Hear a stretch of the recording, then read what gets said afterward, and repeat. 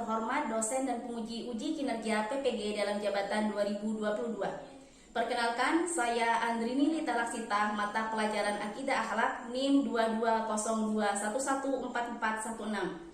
Pada hari ini, Kamis 27 Oktober 2022, saya akan melaksanakan praktik pembelajaran untuk memenuhi uji kinerja PPG gelombang 2 tahun 2022 dengan membahas menghindari akhlak tercela, riya, dan nifaq. Mohon masukan dan saran agar kedepannya kegiatan pembelajaran saya bisa lebih baik lagi. Terima kasih. Wassalamualaikum warahmatullahi wabarakatuh.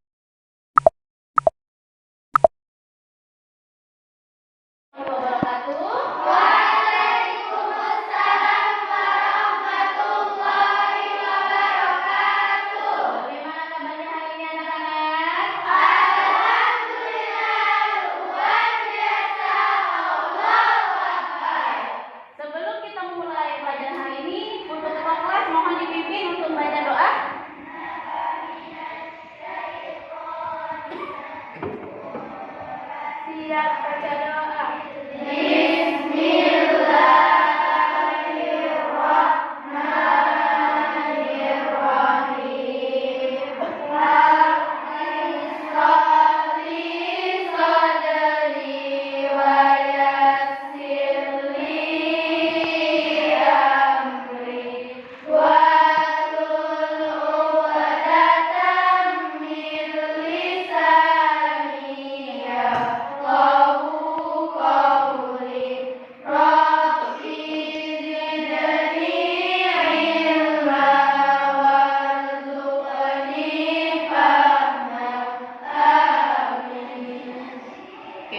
Absen dulu ya.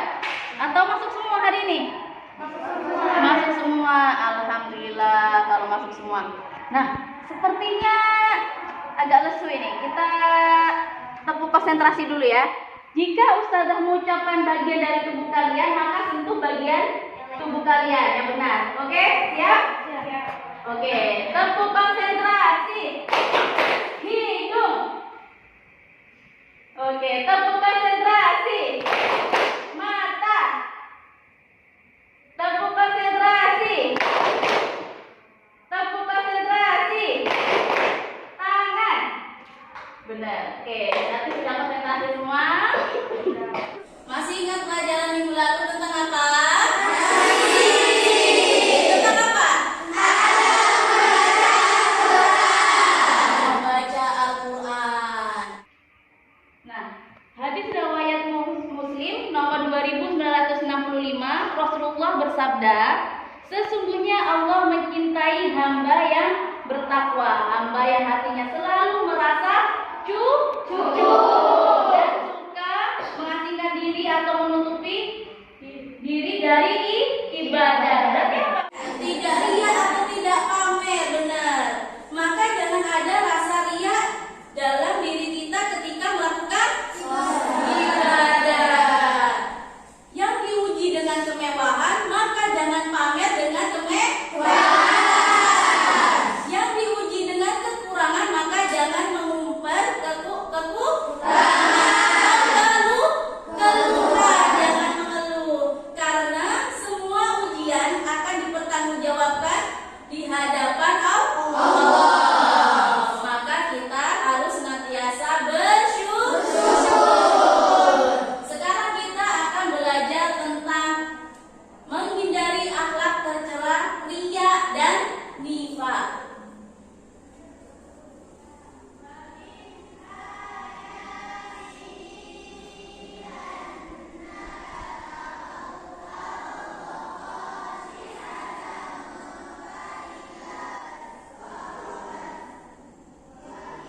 Oke, akhlak mazmumah atau akhlak tercela. Apa itu akhlak tercela? Akhlak ya? Akhlak tidak bagus, akhlak yang buruk.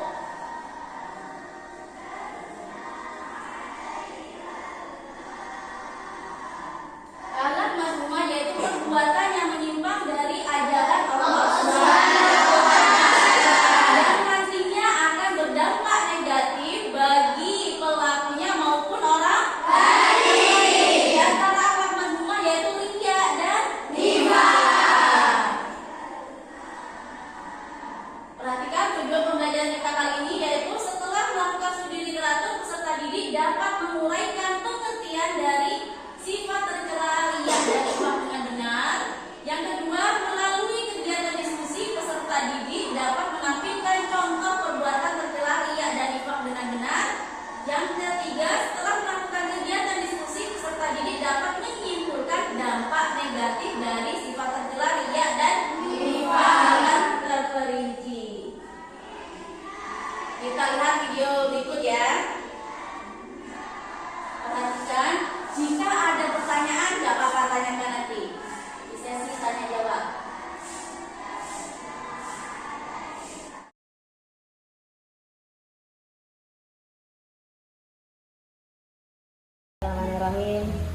Baiklah, Bapak-bapak sekalian, hari ini saya akan mengumumkan hasil sumbangan infak dan sedekah.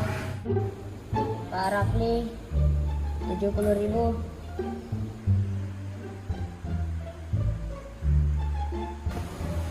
Pak Husni 200.000, Pak Usama 100.000, Pak Mudri 50.000,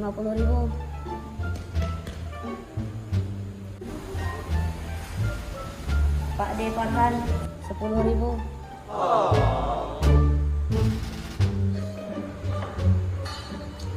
Apaan sih pakai sebut-sebut nama segala?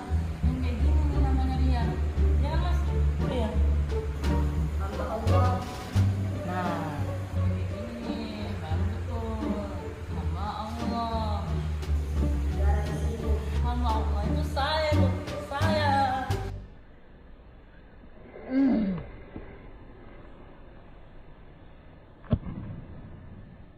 يا أيها الذين آمنوا لا تبطلوا صدقاتكم بالمن والأذى كالذي ينفق ماله رئاء الناس ولا يؤمن بالله واليوم الآخر فمثله كمثل صفوان عليه تراب فأصابه وابل فتركه صلدا لا يقدرون على شيء مما كسبوا والله لا يهدي القوم الكافرين.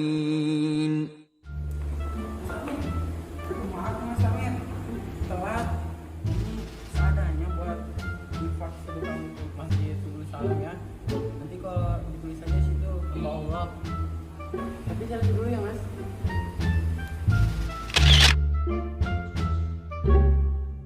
Ya, video berikut menjelaskan akhlak apa? Ria. Ria.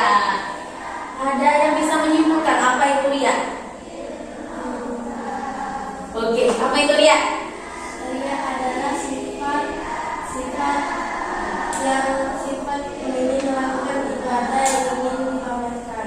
Oke, sifat yang menunjukkan ibadah tapi untuk tujuan pameran. Ada yang punya pengertian lain, mungkin berbeda. Adakah? Sudah, sama berarti ya? Dia adalah beribadah tapi dengan tujuan dipamerkan. Apa itu dia?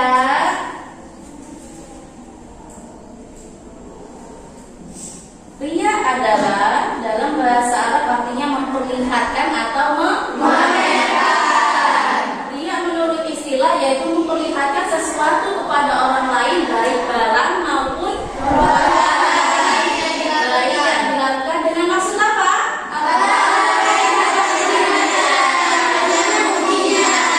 Dengan maksud agar orang lain memujinya. Ada tanda-tanda sifat ria. Yang satu, malas beramal jika dia sendirian. Yang kedua, semakin rajin beramal jika mendapatkan pujian. Itulah tanda-tanda sifat ria.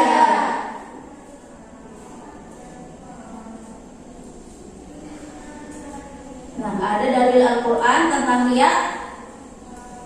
Siapa yang membacanya? Siapa? Talita. Talita. Oke, Talita, silakan Talita. A'udzu billahi minasyaitonir rajim. Bismillahirrahmanirrahim.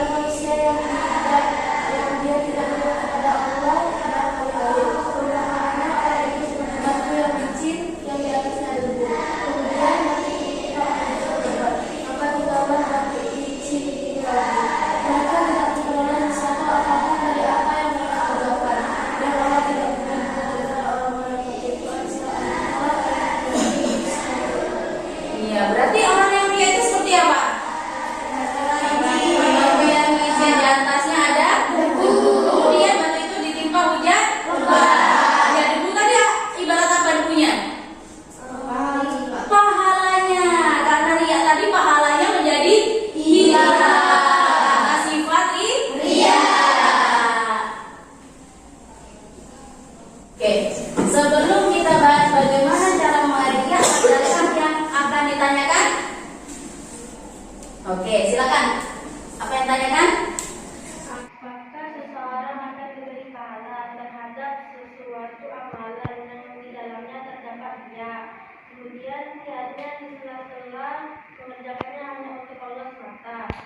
Contoh, saya telah menyelesaikan tilawah Al-Quran dan masuk riya dalam itu. Ketika saya melawan pemikiran ini dengan memikirkan Allah, apakah saya mendapat pahala dari bacaan ini atau pahala saya akan hilang? Ya, ketika selesai tilawah ternyata timbul rasa riya, apakah pahalanya tetap ada ataukah pahalanya hilang? Ada yang bisa menjawab? Oke, silakan. Apa jawabannya?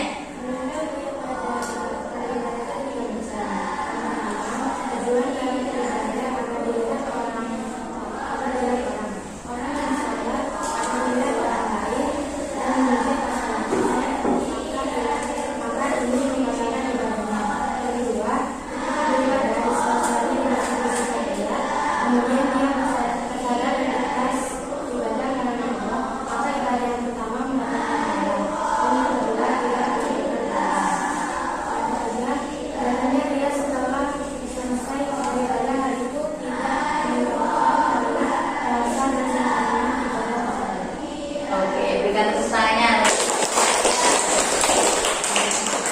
Kita lihat bagaimana sih cara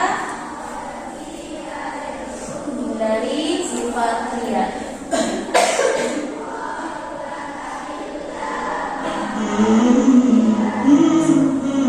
Memerangi dia itu gimana? Tantang itu dia. Jangan sampai memerangi dia itu dengan perang itu kan ada lawannya. Jangan sampai gara-gara sendiri salah paham. Wah, kalau riya begitu habis amal ya, riya dosa lagi buat Allah meredam. Ya mending saya tidak sedekah. Wah, ini salah paham lagi. Gara-gara takut riya malah tidak sedekah. Wah, dan apa yang Anda perangi? Bukan begitu. Beramallah baik, perangi. Semula kita menikmati kisah orang, gak apa-apa. Biar begitu, tapi berani saja. Makanya tugas kita memerangi riya, bukan lari dari riya. Kalau lari dari riya, kita tetap akan dikejar riya. Perangi lawan itu riya. Makanya jangan salah. Bukan seperti sebagian orang berkata, kalau kita itu takut riya, ya jangan beramal. Kalau tidak beramal, mana tantangannya? Gak ada memerangi riya. Dan tidak ada amal, gak ada terima oleh Allah. Dan tidak ada ikhlas. Yang tidak punya amal, gak ada ikhlas. Mana bisa disebut ikhlas? Maka beramallah. Baru kita berani nama riya. Ulama macam-macam. Abu Ghazali menyebut cara memerangi riya itu banyak macam-macam. Di antaranya ada orang tiba-tiba pengen sedekah buka toko. Kayak dari raya ini buka toko. Cuman toko ini hanya diberikan kepada orang pura-pura bagi kupon. Tapi kupon ini hanya dibagikan kepada orang-orang fakir. Maksudnya apa? Kupon diskon. Siapapun yang dapat kupon ini maka bisa belanja murah di tempat saya. Dengan sengaja kupon dibagi di rumahnya Pak Haji, Pak ini, Pak itu, Pak itu. Orang-orang fakir dikasih kupon. Yang kasih orang lain. Bukan dia yang kasih. Akhirnya setiap orang bawa kupon terus langsung diskon. Diskonnya berapa? Beras biasanya 10 kilo, 10 ribu per kilo menjadi 3.000. Orang lain pengen tapi tidak dapat kupon. Hanya orang lain dapat kupon. Dia kasih 3.000. 3.000 aja ini masih untung. Alhamdulillah saya dapat zakat dari beras murah. Beras murah dari mana? Ada 3.000. Cuma dia pengen memberi pada orang tapi harus pakai seolah-olah gaya jual beli. Karena takut kalau dia membagi-bagi begini, lalu dibilang wah dermawan, mending saya pura-pura jualan saja deh. Bahkan kadang-kadang tawar menawar, mau ngasih sama orang tahu itu orang fakir datang. Mau beli beras nih, tahu dia fakir, tetangganya fakir. Iya bu, berapa berasnya? 10 kilo. Dia mikir 10.000 per kilo itu harga normal. Tapi ada harga murah bu. Berapa? Ada 5.000. Padahal 3.000 saja juga berasnya. 5.000? Iya. Ya saya 5.000 bagus kan? Ya bagus kurang lebih sih. Iya. Oh ya bagus kan apa? 5.000. Ditawar lagi sama ibu yang beli tadi. Boleh kurang? Aduh pak ini kurang-kurang ini. Oh ini sudah ngepres untungnya. Padahal keserugi dia. Ngepres untungnya. Boleh ditawar sih dikit-dikit. Tadi 400. Nanti kurang-kurang mikir 4.000 udah pakai kalkulator. Baru 200 ya. Ya untungnya. Boleh bu, 4.500 dikasihkan. padahal dia memberikan hadiah 5.000, diskonsnya sudah separuh. Dia tidak tahu kalau orang yang nyumbang itu nyumbang, dan sekampung nggak tahu kalau dia pernah bersedekah. Hebat itu. Ini harus caranya cara bersedekah macam-macam. Ada lagi cara bersedekah itu, makanya itu kaidahnya. Dalam memerangi riya itu kaidahnya begini, jangan Anda mengatakan Anda riya. Pokoknya jangan menunjuk keluar kalau bicara riya. Begitu sebaliknya kalau ngomong ikhlas, jangan ke dada Anda sendiri. Anda penting. Kalau ada orang berbuat baik, dia berdayanya riya, doakan semoga Allah menerima amalnya. Itu saja. Tidak usah kita berkata, riya. Apa yang kita ngomong begitu? Tapi kalau ngomong ke dalam diri, jangan biasa mengatakan aku telah ikhlas. Karena pakai ikhlas itu adanya di dalam hati, jangan Anda ucapkan. Kalau Anda ucapkan kedengaran sama orang, berarti Anda ingin dianggap sebagai orang ikhlas atau orang lain, itu hakikat riya. Saya ikhlas kok. Ikhlas kan antara engkau dengan Allah. Ngapain ngomong sama orang? Dia bisa aja kau sama ngomong ikhlas. Tapi kalau riya, jangan nunjuk pada orang lain. Sebab ada diajarkan para ulama, memerangi riya itu ada yang halus. Cara memerangi. Dan amalkan ini. Misalnya, memerangi riya adalah dengan cara berbuat amal terang-terangan. Biar tidak ada orang. Memerangi riya dengan cara beramal terang-terangan, nggak apa-apa. Karena kita itu memerangi riya. Contoh, diterang depan orang, Allah, kelihatan semua orang. Mohon maaf Pak, insya Allah saya beri kesempatan saya untuk sholat dan rakaat. Bukan teramai, yang biasa.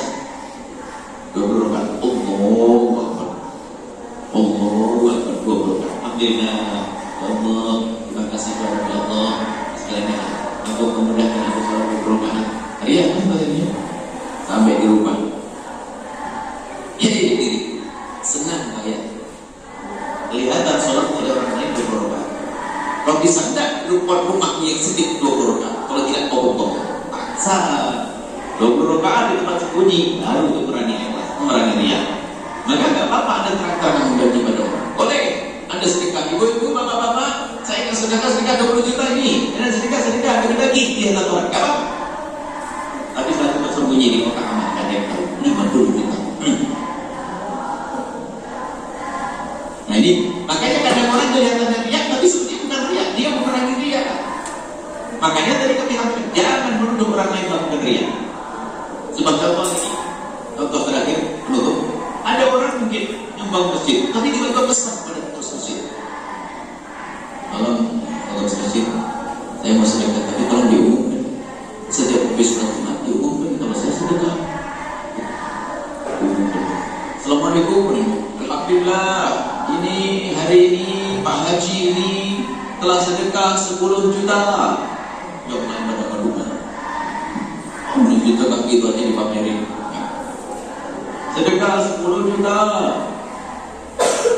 Secara zahir dia atau bukan? Anda katakan dia? Anda katakan dia. Padahal bagiannya nggak boleh mengatakan dia ya. Jangan dulu orang yang riya. Anda sudah menganggap riya. Baik. Anda tidak tahu dia bukan riya sebetulnya. Karena dia ingin memerangi riya. Memerangi riya gayanya kayak riya. Kenapa? Sebetulnya itu nyumbangnya 100 juta, cuma minta diumumkan berapa? 10 juta. Coba, Anda kalau melakukan itu berat tidak kira-kira ya? Anda nyumbang 10 juta, tatanya dipamerkan berapa? Anda nyumbang 100 juta, tapi cuma disebut berapa? 10 juta. Anda dumet, 10-nya 90-nya disembunyikan. Begitulah di antara ulama ngajari kalau Anda ingin memerangi riya. Lakukan kebaikan, tapi lakukan kebaikan di tempat sembunyi lebih banyak daripada itu semuanya. Dan ingat, jangan menuduh orang lain melakukan riya. Bisa jadi orang tersebut memerangi riya. Kelihatannya riya, pamer, aku telah bersedekah begini. Mungkin dia ini memerangi riya, dia urusan dia dengan Allah. Dan beramal terang-terangan banyak faedahnya. Di antara mengajak orang lain agar beramal baik. Cuma jika Anda beramal terang-terangan mengajari orang lain beramal baik, itu baik. Tapi kalau Anda khawatir masuk bab riya karena Anda disanjung oleh orang, maka perangi riya dengan cara tersebut. Misalnya kita berikan contoh. Ayo sedekah, ini saya mulai sedekah 10 juta. Kata ikut, Anda dapat pahala ini. Tapi kalau Anda takut 10 juta yang Anda sebutkan itu riya, diam-diam sana di belakang kasih 10 juta. Dan begitulah selanjutnya. Amal itu apa? Amal terang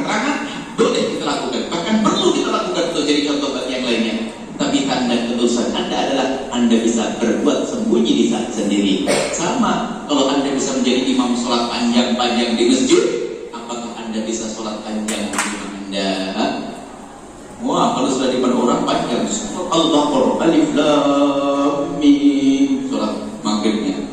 Sampai di rumah. Nah, itu balik. Bahkan Anda boleh sholat di luar panjang, kalau sholat sendiri lebih panjang lagi. Baik, ini kemudian penutupnya.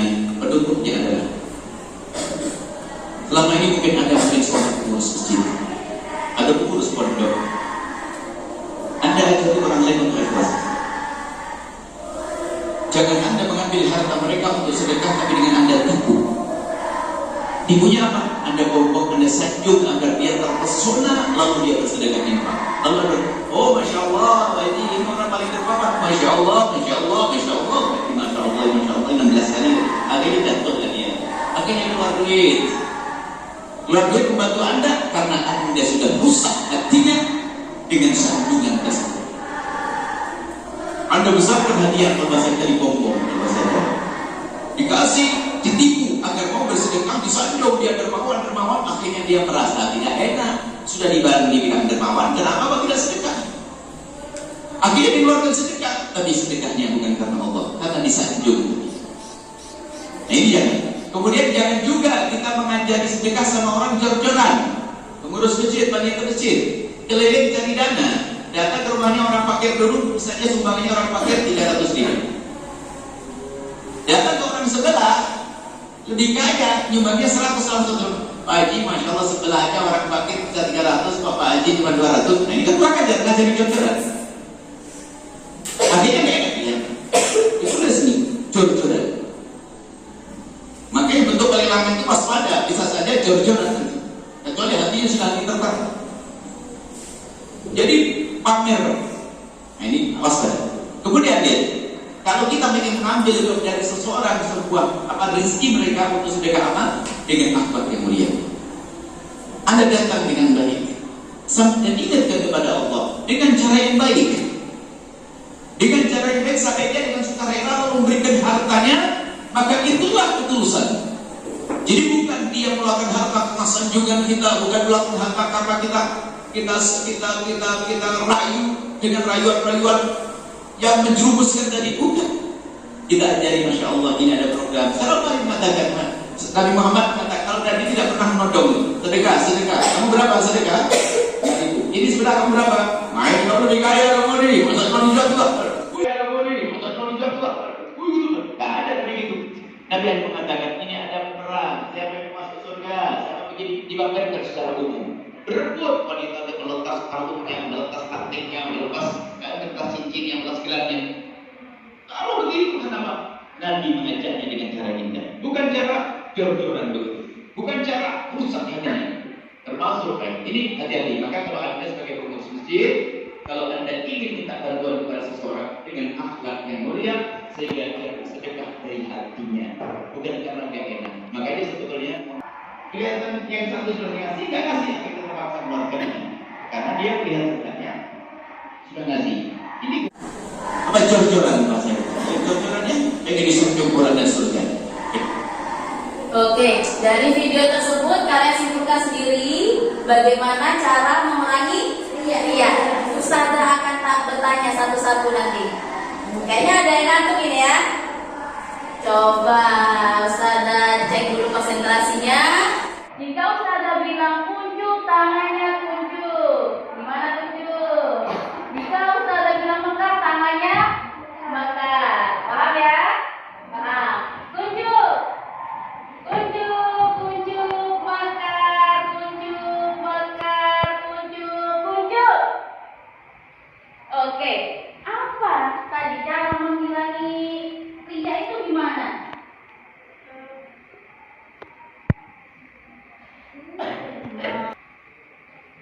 Oke, silakan berdiri. Yang nggak bisa jawab berdiri dulu. Yang bisa jawab berdiri dulu. Lagi, kuncup, mekar, mekar, kuncup, mekar, kuncup. Oke, bagaimana cara mengurangi ria?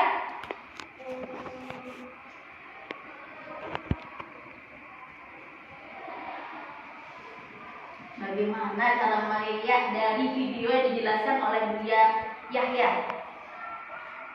yang kamu ketahui aja, nggak usah sama tapi yang kamu ketahui dari video itu.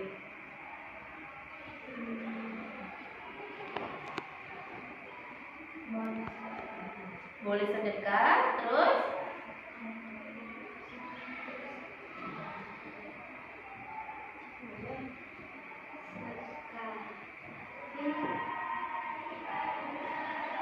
sedekah tapi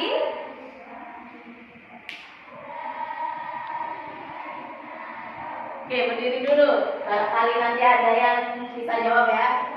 Kalau Ustazah bilang Mekah, tangannya tunjuk. Kalau Ustazah bilang tunjuk, tangannya Mekah. Paham? Siap. Ini semua tangannya. Mekah, tunjuk, Mekah, tunjuk, Mekah. Nah, banyak ya salah. Coba. Mana ya? Coba ini dulu. Jadi video yang dijelaskan Bu Yahya apa? Bagaimana sih cara memerangi riya itu? Caranya dengan boleh misalkan sedekah terang-terangan, tetapi caranya misalkan penyumbangnya satu. Nah, dikasih tahunya cuma 20 misal. Nah, itu untuk memerangi riya, dan sifat terang-terangannya juga diniatkan untuk mengajak masyarakat berbuat. Oke, berikan tepuk tangannya. Siap, salah orang satu orang lagi soalnya. Coba sama kayak tadi lawan kata ya. Kunjuk. Mekar. Kunjuk. Mekar. Oh iya benar. Mekar ya. Kunjuk. Bagaimana cara memerangi riyanya? Kata Bu Yahya.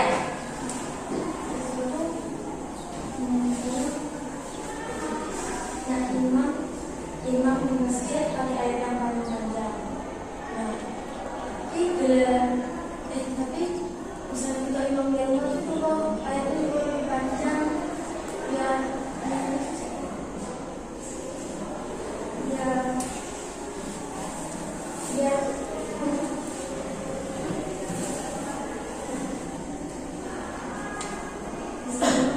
itu imam di masjid pakai ayatnya.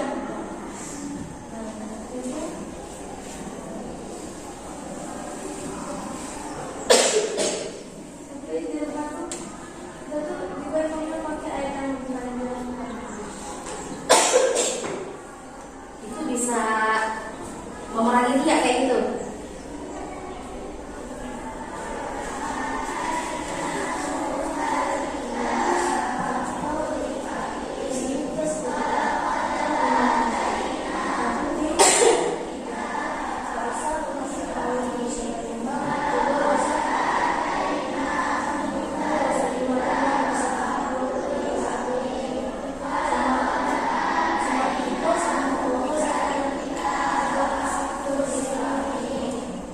Oke, nggak apa-apa. Beri tepuk tangannya. Ada yang bisa jawab nggak? Kira-kira apa sih? Ayo, bagaimana cara memerangi riya? Gak ada? Gak ada? Oke, dari kesimpulan video Bu Yahya, kita memerangi riya dengan membenarkan niat pada diri sendiri. Niatnya dulu dibenarkan. Nggak apa-apa sholat di depan orang banyak, beramal di depan orang banyak, asalkan niat di dalam diri kita ikhlas karena Allah Subhanahu wa Ta'ala. Oke, sudah bagus semuanya. Silakan duduk.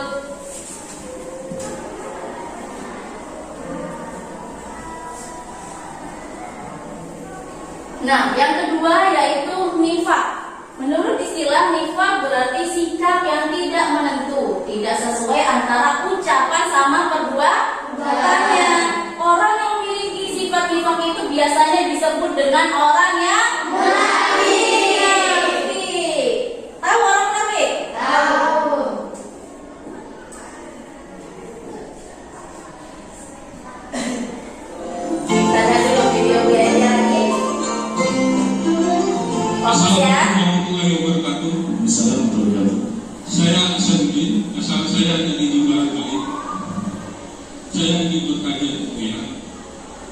Doa apa yang dianjurkan dibacakan agar kita terhindar dari sifat-sifat orang munafik?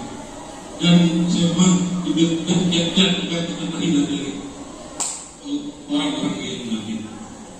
Demikian pertanyaan saya. Wassalamualaikum warahmatullahi wabarakatuh. Doa banyak Nabi juga mengatakan Allahumma tahhir qalbi minan nifaq. Ya Allah, bersihkan hatiku dari kemunafikan. Dalam bahasa Indonesia, tudobain saja langsung, ya Allah jauhkan kami dari sifat munafik. Itu kan panjatan doa. Dan kapan kita berdoanya tadi? Di saat habis sholat, di tengah malam. Kemudian sadari, sambil kita menyadari sifat munafik, sifat yang jelek dan kotor. Nah, kalau kita sadar munafik itu adalah sifat jelek, munafik itu adalah orang yang tidak beriman kepada Allah pada sesungguhnya, hanya dohirnya saja, berarti kita akan menghindar dari itu semuanya. Nah, untuk menghindari namanya kemunafikan itu, hindari tanda-tandanya. Jangan banyak bicara tentang munafikan. Munafik itu kan poin intinya. Bagaimana orang sampai derajat munafik itu dimulai dari tandanya. Tidak tuminan kawan, kasih amanah, dia khianat. Kalau sudah berbicara bohong, berjanji ingkar. Gitu. Ini kan model-model tanda orang-orang yang munafik. Munafik itu sifat di dalam hati. Gak ada yang tahu. Nabi pun juga tidak tahu kalau tidak dikasih tahu oleh Allah dalam Al-Quran itu tentang orang yang mundur dalam peperangan itu, yang minta izin itu. Allah Taala seperti tidak tahu, dan Nabi tidak tahu. Dan setelah tahu pun Nabi masih berlaku sebagai orang beriman, karena takut nanti kalau Nabi menghukum mereka, orang-orang di luar Islam akan berkata Muhammad membantai saudaranya, Muhammad memukul saudaranya gitu. Jadi orang munafik itu bikin masalah itu. Dan dia kelihatannya beriman tapi tidak beriman. Tempatnya di dalil asfali minan nari, dasar jadi keraknya mereka orang munafik. Maka jangan sampai mendekati sana. Munafikan itu adalah banyak tanda-tandanya, di antara kita sering berbohong. Ya. Berbohong itu bukan saja kepada saudara, ini berbohong kepada Allah, kepada Rasulullah. Ya, kayaknya sih mengaku cinta Nabi, tapi cinta Nabi yang biasa saja, perilakunya gak sesuai. Kalau kita berdosa manusia, tapi hendaknya mudah bertobat. Tobatnya bohong, depan orang bisa nangis, sendiri gak bisa. Kenapa? Sholat dekat orang lama-lama, saat sendiri suka kilat. Kenapa? Kan begitu. Sedekah kalau ada orang yang menyanjung buahnya, dikira tidak ada orang menyanjung, jadi ini ada yang berbuat baik saja harus ketahui banyak orang, bisa tidak ada yang mengetahui, tidak boleh lagi. Itu semuanya bentuk-bentuk munafikan itu. Seolah dia kenal Allah tapi tidak kenal Allah. Jadi makanya ilmu yang menjadikan kita terhindar dari munafikan adalah ilmu. Kita belajar terus, kita asah, dan untuk belajar itu hendaknya seseorang itu menjadikan ilmu itu untuk diriku, bukan untuk orang lain. Orang awam lebih mudah. Sehingga orang awam itu kalau dapat ilmu dari ustaz itu koreksi diri. Yang repot masalah ustaz atau setengah ustaz, kalau dapat ilmu untuk ini orang, nah, ini lumayan buat bekal ceramah nanti. Jadi kan kacau, bukan untuk dirinya sendiri. Aneh. Yang setengah ustaz itu dapat ilmu bukan untuk dirinya. Ini nanti saya sampaikan ke kamu, kalau untuk orang lain, aku, semua orang lain, kupingku yang dengar. Dan Allah dengan Al-Quran yang mengajak bicara kita semuanya, bukan bulan dan bulan dalam kita tidak. Dan Allah bodohnya orang yang diajak bicara oleh Allah tapi dia merasa diajak bicara. Setiap ada pesan dari Allah yang ingat orang lain. Persis yang disebut dalam Al-Quran. Persis sabda Nabi. Terus ini dia persis sama. Nah, seperti itu. Jadi kalau kita belajar koreksi diri, aku, semua petua aku. Bukan orang lain, lalu nanti dia akan sampai kepada titik keberhasilan di dalam merangi hawa nafsunya, merangi kemunafikannya, menjadi ahli iman yang sejati yang sesungguhnya dengan ilmu. Wallahu a'lam bishawab.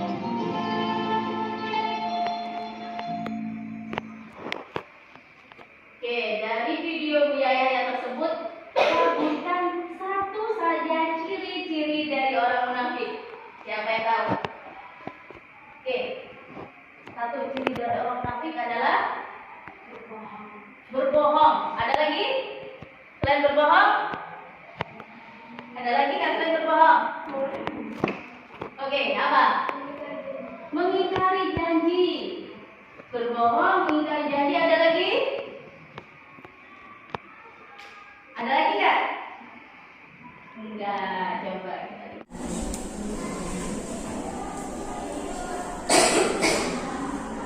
Oke, satu lagi adalah apa?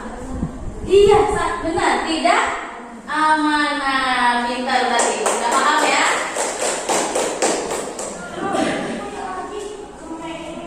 Ustazah akan berikan pertanyaan-pertanyaan.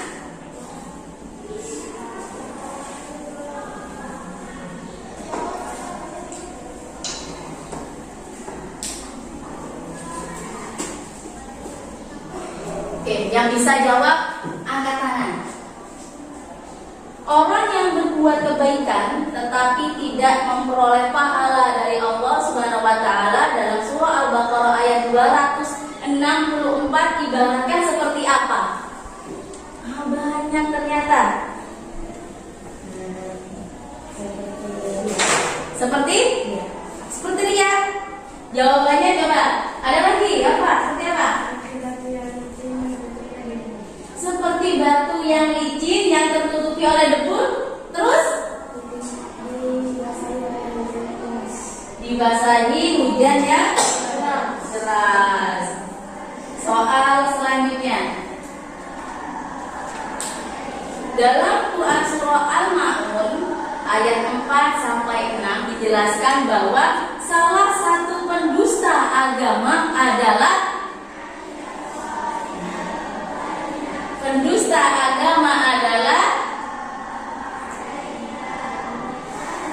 surah Al-Ma'un ayat 4 sampai 6. Yang disebut pendusta agama adalah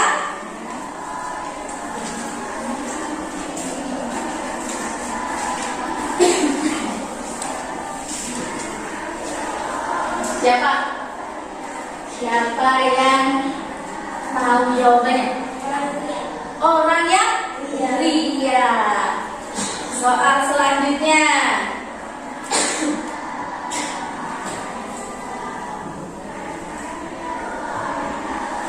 nifak secara bahasa tadi artinya apa ya? Nifak secara bahasa tadi artinya apa? Yang lainnya ini tadi sudah. Nifak secara bahasa tadi artinya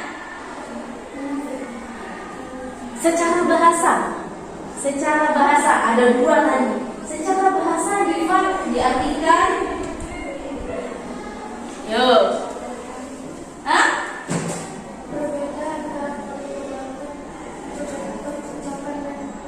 iya, berbeda antara ucapannya dan perbuatannya. Soal selanjutnya,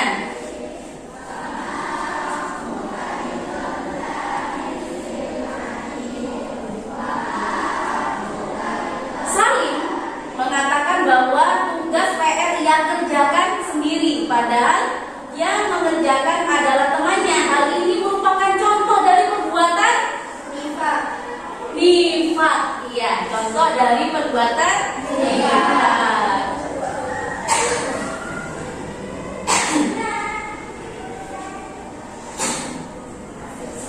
Yang termasuk perilaku menghindari riya adalah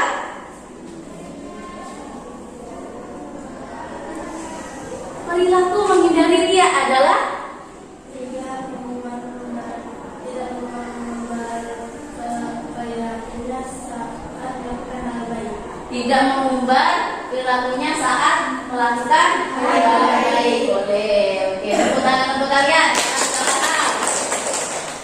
Untuk tugasnya di rumah, Ustazah mau nanti kalian berkelompok ya. Satu kelompok, 3 kelompok, satu kelas menjadi 3 kelompok.